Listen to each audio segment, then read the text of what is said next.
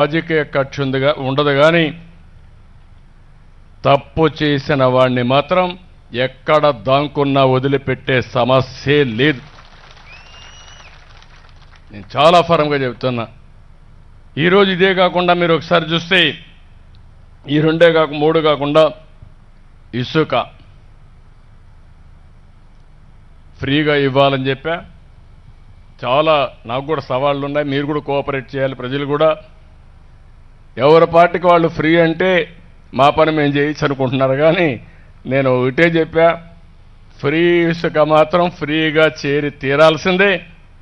నాకు ఎన్ని సవాళ్ళు వచ్చినా ఎదిరిస్తా. నేను అనుకున్న మాట జయప్రదం చేసే వరకు ఇది జరుగుతుంది. ఇక్కడ నేను ఒకటే కోరుతున్నా, తెలుగుదేశం కార్యకర్తల్ని, జనసేన కార్యకర్తల్ని, బీజేపీ కార్యకర్తలు కోరుతున్నా, మనకు మంచి పేరు రావాలంటే అందరం కూడా కలిసి పనిచేయాలి. ఉచిత ఇసుక లాస్ట్ మైల్లో ఉండే పేదవాళ్లకు దక్కాల్సిన బాధ్యత, ఇచ్చే బాధ్యత మనం తీసుకోవాల్సిన అవసరం ఉంది. ఎక్కడన్నా రీచ్లో ఖర్చు తప్ప, సేనరేజ్ తప్ప, లారీలకు కూడా ఊబరైజేషన్ తీసుకొస్తున్నా.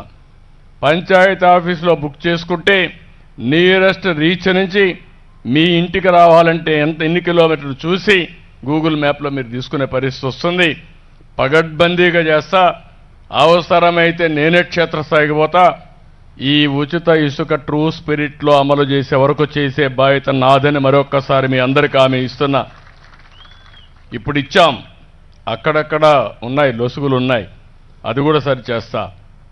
నిన్నే అన్నా క్యాంటీన్ ఓపెన్ చేశాం, 100 క్యాంటీన్స్లో ఓపెన్ చేశాం. పేదవాడికి 5 రూపాయలకు అన్నం పెడితే సహించలేని వ్యక్తి. అందుకే మొన్నే అన్నా క్యాంటీన్ ద్వారా 100 క్యాంటీన్లకు ఇచ్చాం. రాబోయే రోజుల్లో మళ్ళీ మిగిలినటన్నీ కూడా ఇవ్వడానికి ముందుకు పోతామని చెప్పి కూడా నేను మీకు తెలియజేస్తున్నా. రైతులకు ఒకటే హామీ ఇస్తున్నా, నేను మీకు ఖర్చు తగ్గాలి, ఆదాయం పెరగాలి. ఏదైతే నేను చెప్పిన మాట ఏదైతే ఉందో దాన్ని అమలు చేయడం కోసం వ్యవసాయాన్ని లాభసాటిగా చేయడం, రైతుకు భరోసా ఇచ్చాం. గవర్నమెంట్ ఆఫ్ ఇండియా మేము కలిసి 20,000 రూపాయలు ఇస్తామని, తప్పకుండా మీకు ఇచ్చే కార్యక్రమానికి శ్రీకారం చుడతాం, ఇస్తామని చెప్పి కూడా నేను హామీ ఇస్తున్నా. ఇక్కడికి వచ్చినప్పుడు ఇవన్నీ కూడా ప్రజలకు తెలియజేయడానికి మళ్ళీ నేను లిక్కర్ కూడా మీరు చూశారు, మద్యం కూడా పెద్ద ఎత్తున సొంత బ్రాండ్లు పెట్టి ప్రజల ప్రాణాలు తీసే పరిస్థితి వచ్చారు, అవి కూడా చేస్తున్నాం. అందుకే నేను ఒక 7 వైట్ పేపర్స్ రిలీజ్ చేశాం.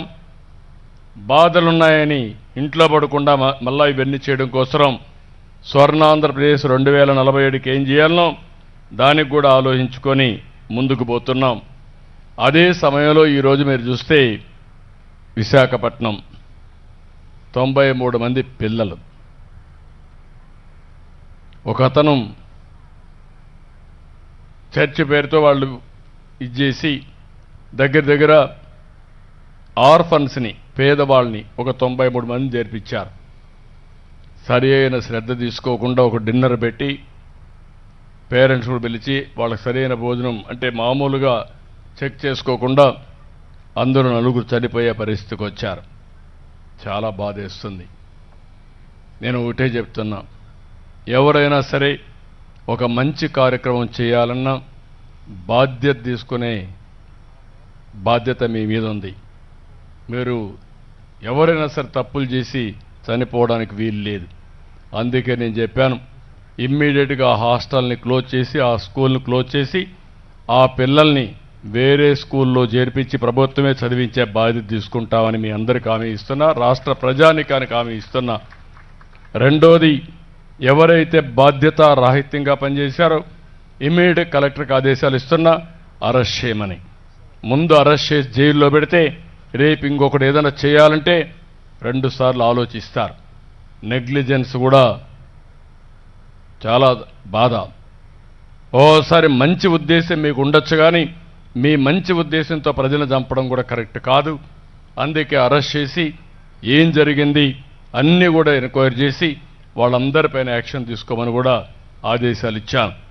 3 చనిపోయిన పిల్లలకు ఒక్కొక్కరికి 10 లక్షల రూపాయలు ఆర్థిక సహాయం చేస్తున్నానని చెప్పి కూడా నేను మీకు తెలియజేస్తున్నా.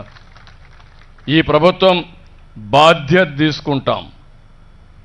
వాళ్ళందరి ఆరోగ్యం బాగుపడే వరకు ప్రభుత్వమే ఖర్చు పెట్టి బెస్ట్ వైద్యాన్ని ఇచ్చి మళ్ళా వాళ్ళు బాగా కోలుకున్న తర్వాత ఇంటికి పంపించే కార్యక్రమాన్ని చేస్తాం. వాళ్ళకి ఏదైనా అవసరమైతే ఆర్థిక సహాయం చేస్తాను. కానీ మళ్ళీ చెప్తున్నా, బాధ్యత తీసుకుంటాం, తప్పు చేసిన వాళ్ళని కఠినంగా శిక్షిస్తాం. ఇది ఫస్ట్ది. నేను అందుకే ఒక మాట అంటే మీరు అనేవాళ్ళు, ఈ మధ్యకాలంలో పాత రోజులు గుర్తు రావాలి. తప్పు చేసిన వాడు ఎంత గొప్పవాడైనా సరే వాడిని శిక్షిస్తేనే మిగిలిన వాళ్ళకి భయం ఉంటుంది. రాష్ట్రంలో ప్రజలకి ఒక లా అండ్ ఆర్డర్ ఉంటుంది.